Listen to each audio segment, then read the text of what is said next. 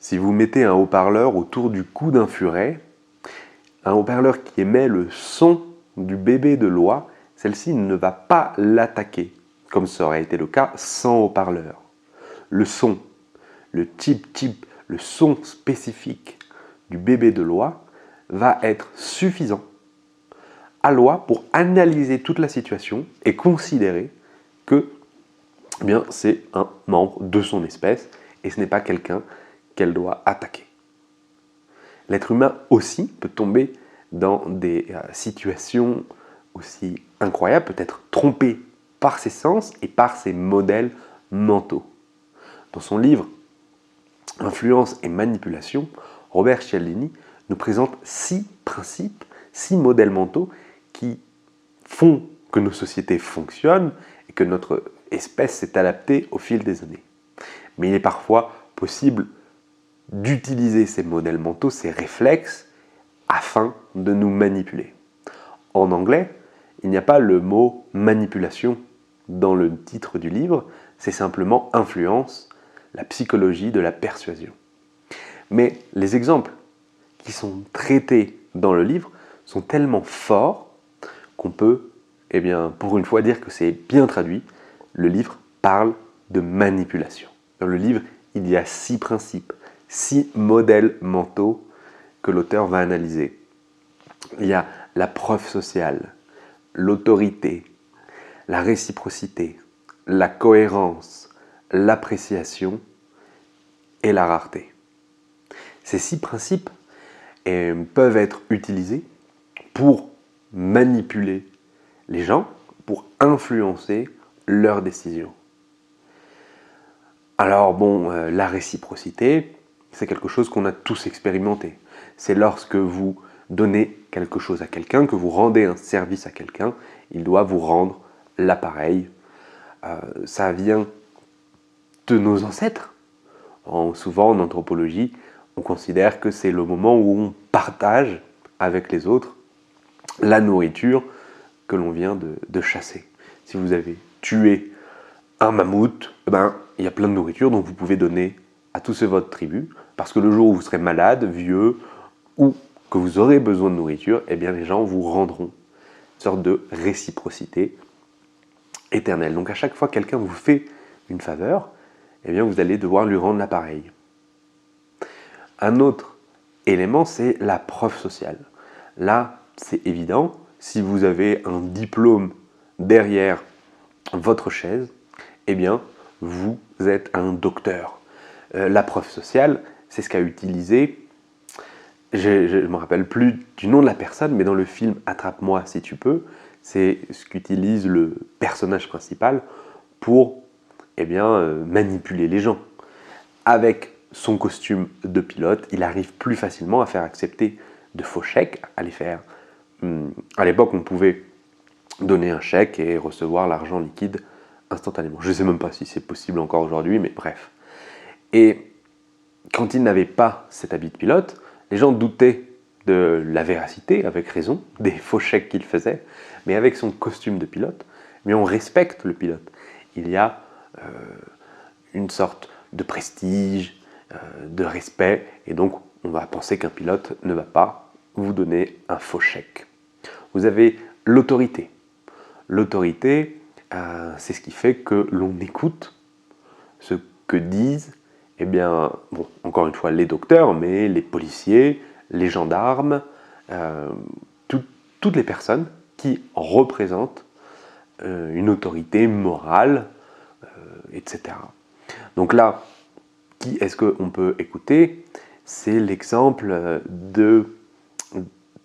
dans les années 60, d'un scientifique qui voulait voir pourquoi est-ce que les gens ont accepté les ordres des nazis pendant la période où ils étaient au pouvoir. Pourquoi est-ce que les gens ont accepté de faire ces horreurs? Cette expérience aussi est extrêmement connue, c'est celle où on met un participant qui doit envoyer des décharges électriques lorsque une personne qui est dans l'autre pièce répond mal à une question. Le participant peut voir que l'acteur souffre à chaque fois qu'il envoie une décharge électrique, mais le scientifique qui est à côté lui dit de continuer. Donc à chaque fois que la personne se trompe de l'autre côté de la vitre, ne répond pas correctement à la question, il reçoit une décharge électrique à chaque fois de plus en plus forte. Forte la décharge. Et c'est un acteur évidemment, ce n'est pas une vraie personne qui va recevoir une vraie décharge. Non, mais quand même, on voit la douleur de la personne et la dernière décharge eh bien, est suffisamment puissante pour tuer quelqu'un. Et l'immense majorité des personnes vont accepter d'écouter les ordres du médecin, en tout cas du scientifique, qui leur a dit non, continuez, continuez, il ne faut pas arrêter l'expérience, alors même que beaucoup de participants avaient exprimé leur envie d'arrêter l'expérience parce qu'ils, par empathie, ils souffraient de voir l'autre personne recevoir les décharges électriques.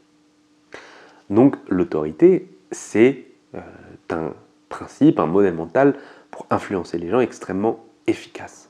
L'appréciation, là c'est évident, de même que la beauté, les personnes qu'on apprécie, les personnes qu'on trouve sympathiques, les personnes jolies, eh bien, sont plus capables de nous persuader de faire quelque chose ou de nous vendre quelque chose. Vous avez la rareté. Si quelque chose est rare, eh bien, il est probable que c'est quelque chose soit de bonne qualité ou en tout cas de plus cher. Encore une fois, c'est assez logique. Et enfin, le principe de cohérence. Le principe de cohérence, c'est lorsque vous décidez de faire une action qui est cohérente par rapport aux vos actions antérieures. Qu'est-ce que ça veut dire? Il y a une expérience très intéressante dans le livre, c'est celle où on demande à une personne de mettre un petit panneau dans leur jardin. Aux États-Unis, il n'y a pas de barrière, généralement, comme en France, sur la partie extérieure. On a tous vu dans les séries américaines, il y a le jardin qui donne directement sur la rue. Donc, les personnes de l'expérience demandaient aux citoyens de mettre un petit pancarte dans leur jardin avec écrit dessus rouler avec attention, faites attention, roulez lentement. 2 semaines plus tard, une autre personne revient et cette fois, ce n'est pas une petite pancarte, mais une pancarte gigantesque avec écrit roulez lentement. Une pancarte pas belle qui va défigurer eh bien, la vue de la maison, probablement faire de l'ombre, etc. Quelque chose qui n'est pas esthétique du tout. Et lorsqu'on propose directement à n'importe quelle personne au hasard, les gens disent, dans leur immense majorité, non, c'est pas possible. Mais ceux qui avaient accepté la petite pancarte, ceux qui avaient accepté déjà de faire un premier pas, eux ont décidé d'installer l'immense pancarte qui défigure totalement leur maison et le quartier. C'est très intéressant, c'est que l'expérience a été aussi faite lorsque le premier pas n'avait rien à voir avec le fait de rouler lentement. Ils ont répété l'expérience et cette fois, ils ont fait signer aux gens une pétition sur la beauté de l'État, enfin la préservation de la beauté de l'État de Californie. Tout le monde a envie qu'on préserve la beauté de sa région, de son État, de son pays. Personne n'est défavorable à ce genre de choses. Et là, 2 semaines plus tard, une autre complice de l'expérience va voir ces personnes et leur demande de mettre le même panneau pour rouler lentement. Donc il n'y a rien à voir entre aimer la beauté de son État, de sa région et rouler lentement. Eh bien, les gens acceptaient quand même très fortement de mettre cette pancarte, cet immense panneau dans leur jardin. Pourquoi? Dans les réponses, ils ont dit que le fait d'avoir signé cette pétition leur ont fait prendre conscience qu'ils étaient des citoyens modèles, qu'ils étaient des bons citoyens qui voulaient participer à la vie de la société. Donc, si il pouvait installer un panneau pour faire que les gens roulent mieux. C'était en cohérence avec le fait de défendre la beauté de l'État.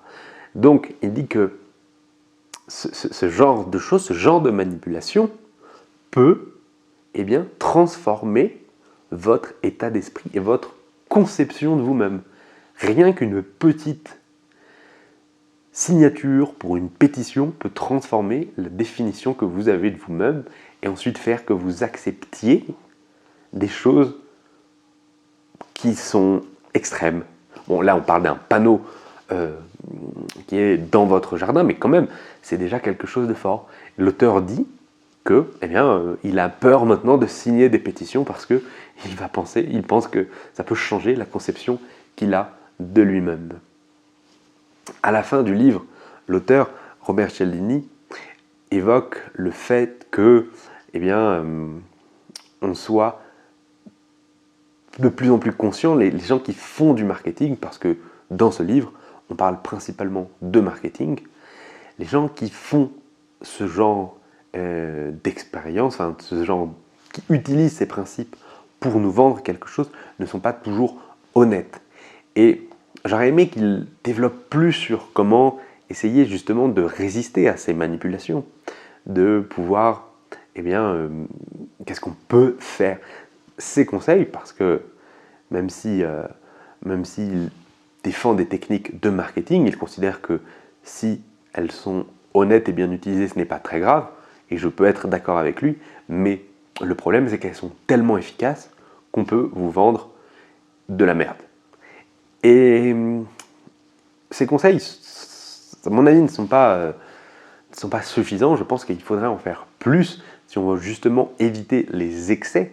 Aujourd'hui, les personnes qui sont à la tête des départements de marketing dans toutes les grandes entreprises ont un niveau de connaissance de la psyché humaine qui est colossal, et une mauvaise utilisation de cette connaissance est dangereuse. Donc ce qu'il propose, c'est tout simplement de boycotter les marques qui ont été prises la main dans le sac.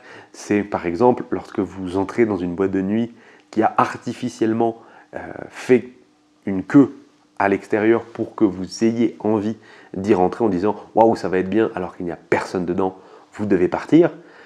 Bref, prendre des petites actions individuelles pour essayer de lutter contre la malhonnêteté. Mais à mon avis, ce n'est pas efficace. Je ne pense pas qu'il ait vraiment réfléchi à comment on peut, nous, individuellement, essayer de résister à ces nouvelles manipulations. La seule chose que je peux vous dire, c'est déjà de bien lire ce livre pour un moins essayer d'en prendre conscience, et lorsque vous êtes dans un processus d'achat, essayez de ne pas oublier tous ces éléments qui peuvent vous influencer, vous manipuler, et essayer de prendre en compte seulement les faits.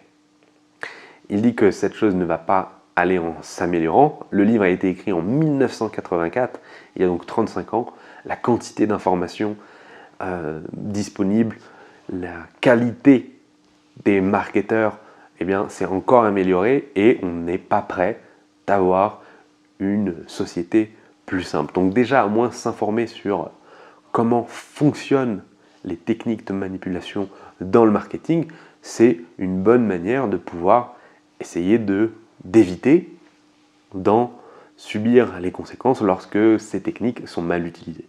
Si vous avez une personne qui utilise ces techniques mais qui est honnête, qui par exemple va utiliser l'appréciation, il va être sympa, vous pouvez peut-être lui faire confiance, mais essayez de baser un peu vos décisions d'achat sur des choses plus objectives, en prenant en compte, en connaissant tous ces modèles mentaux, tous ces principes de manipulation.